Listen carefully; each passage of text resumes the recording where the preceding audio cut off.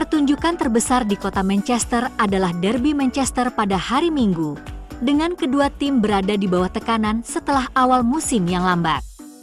City menyambut United di Etihad setelah hanya memenangkan 1 dari 5 pertandingan liga terakhir mereka setelah bermain imbang dengan Crystal Palace akhir pekan lalu.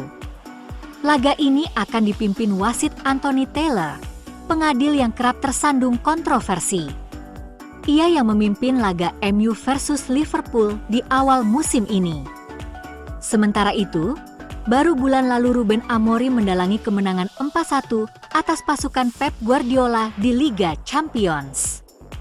Tim sportingnya adalah salah satu yang pertama mengeksploitasi kelemahan City musim ini, menargetkan lini tengah mereka yang lemah tanpa Rodri, dan menerobosnya menggunakan serangan cepat dan langsung yang dipelopori oleh Victor Gyökeres yang mematikan, yang berakhir dengan 3 gol. Pendekatan mereka telah berhasil ditiru oleh serangkaian tim sejak saat itu, membuat City berada dalam performa terburuk mereka selama 2 dekade. Juventus menjadi tim terbaru yang mendapat keuntungan dari kerentanan City terhadap serangan balik pada hari Rabu. Gol mereka terjadi setelah mereka memenangkan penguasaan bola di bagian atas lapangan, kemudian menerobos kekosongan di mana lini tengah City seharusnya berada. Menurut Opta, Manchester City telah menderita 47 fast break di semua kompetisi musim ini. Hebatnya, jumlah tersebut hampir 70% lebih banyak daripada tim Liga Primer lainnya. Mereka juga menempati peringkat teratas dalam hal tembakan yang diterima 41 dan gol yang diterima 6 dari fast break. Tanpa tingkat dinamisme fisik yang tepat di antara pilihan lini tengah yang tersedia, Guardiola tampaknya tidak dapat memperbaiki masalah tersebut yang dicontohkan oleh Ilkay Gundogan yang sudah tua, yang bahkan gagal mendekati Weston McKennie dalam proses gol kedua Juventus.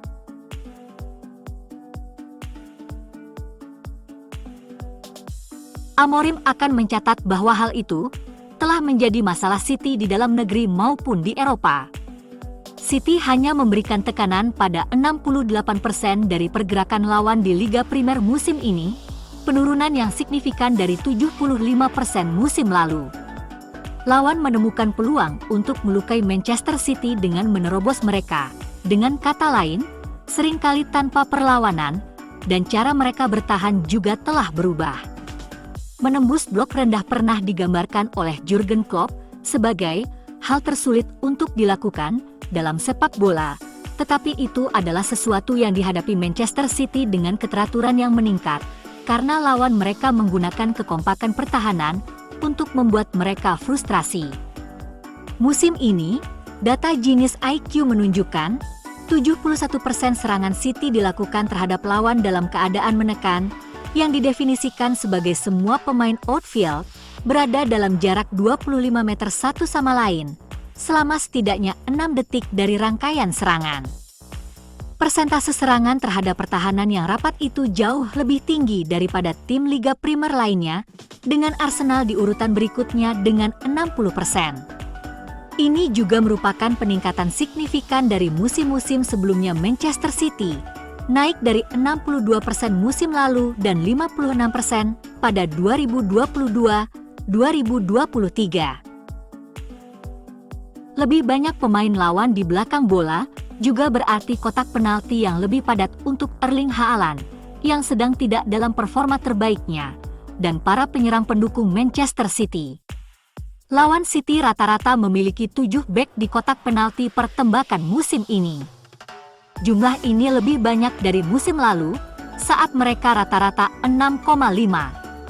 Akibatnya, para pemain Guardiola menjadi lebih sulit untuk memaksakan peluang.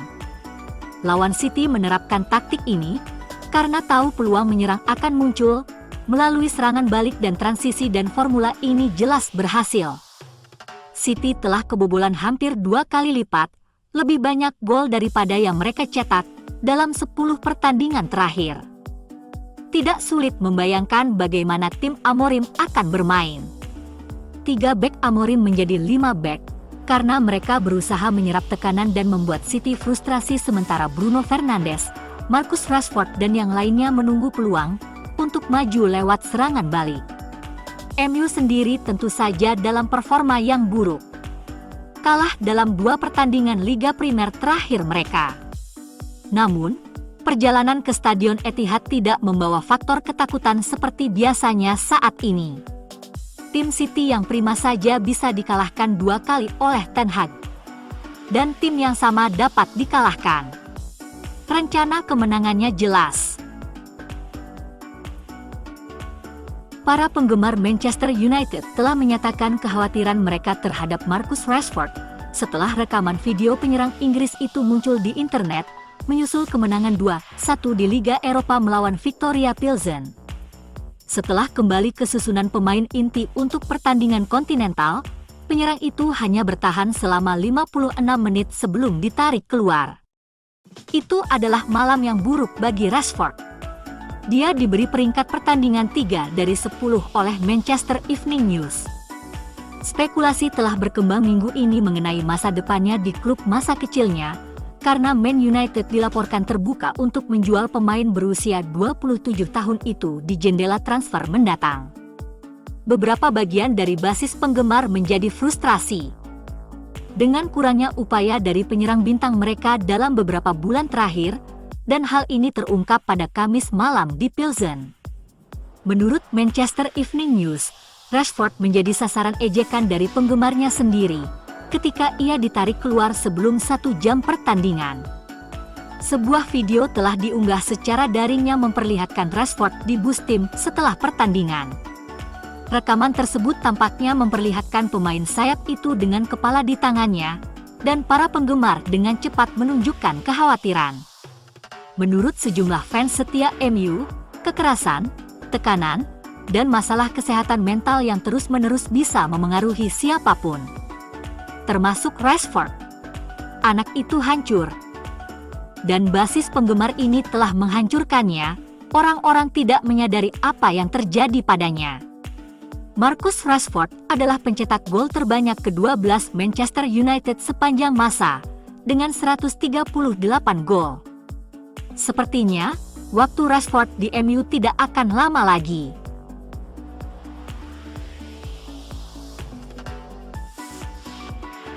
Bruno Fernandes mengatakan Manchester United harus fokus memperbaiki masalah mereka sendiri menjelang derby daripada memikirkan performa buruk Manchester City akhir-akhir ini. Semua mata akan tertuju pada Stadion Etihad pada Minggu sore, saat Ruben Amorim debut di pertandingan antar klub Manchester. Fernandes mengatakan fakta bahwa Amorim pernah mengalahkan City tidak mengubah apapun bagi MU. Bagaimana keadaan City saat ini tidak jadi penting, karena pemain harus memikirkan diri sendiri. Bruno mengajak semua rekannya fokus pada diri sendiri. Menurutnya, skuad MU hanya harus pergi ke pertandingan dan menang tanpa memikirkan siapa lawannya. Langkah besar diperlukan jika United ingin memastikan kemenangan pertama di Stadion Etihad sejak 2021. Fernandes mengatakan mengalahkan City tidak akan mengubah apapun di United, selain mengamankan 3 poin yang sangat dibutuhkan saat mereka berusaha naik klasemen. Pasukan Amorim memasuki akhir pekan ini di posisi ke-13 di Liga Primer dan berusaha menghindari kekalahan ketiga berturut-turut setelah kekalahan 2-0 di Arsenal diikuti oleh kekalahan kandang 3-2 dari Nottingham Forest. Fernandes ingin rekan-rekannya menunjukkan cara MU ingin bermain, dan itu harus menjadi hal utama dalam pikiran pemain. Jelas bahwa mereka bermain untuk klub yang harus memenangkan setiap pertandingan.